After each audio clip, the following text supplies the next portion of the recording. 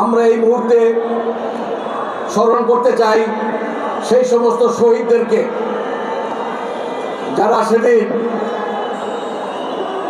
নিজেদের দায়িত্বে ছাত্রদের আহ্বানে রাজপথে নেমে এসেছিলেন। সন্তানরা একদিকে চিঠি লিখে আসতেছে, আমি আর ঘরে ফিরে আসবো না মা, আর একদিকে সেই মাই আবার রুটি এবং পানি নিয়ে রাজপথে চলে আসতেছে তার সন্তানদের জন্য। এভাবে নারী পুরুষ, ছাত্র জনতা, শ্রমিক, রিক্সা ড্রাইভার, বাজারের লেবার সবাই সেদিন রাজপথে নেমে এসেছিল। একটি কারণ ছিল স্বৈরাচার মুক্ত করা এই দেশ।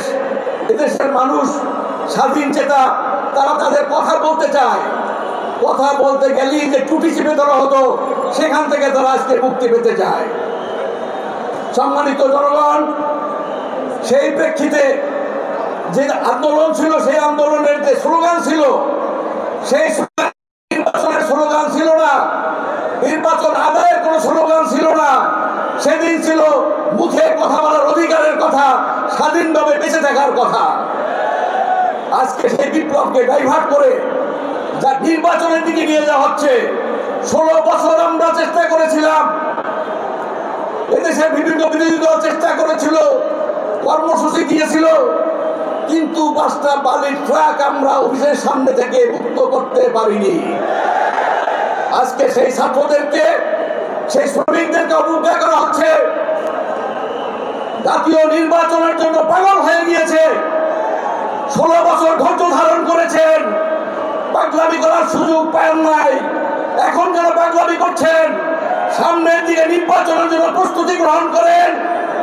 যে জুলাই ঘোষণাপত্র আজকে আসবে, সেটার আইনি বৈধতা দেওয়ার অঙ্গীকার করেন জনগণের সামনে।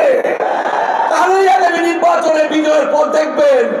যদি উল্টাপাল্টা কথা বলেন, পাগলের প্রলাপ বলেন, তাহলে এই বাংলাদেশের মানুষ উচিত শিক্ষা দিয়ে বিদায় করে দেন ইনশাআল্লাহ। এই সেই আগামী দিনের আন্দোলনে আপনাদেরকে একত্রিত হওয়ার আহ্বান জানিয়ে আমি আমার কথা শেষ করছি। আল্লাহ হাফেজ। নিউ ইয়র্ক থেকে সম্প্রচারিত TVN 24 টেলিভিশন বিশ্বজুড়ে বাঙালির কণ্ঠস্বর।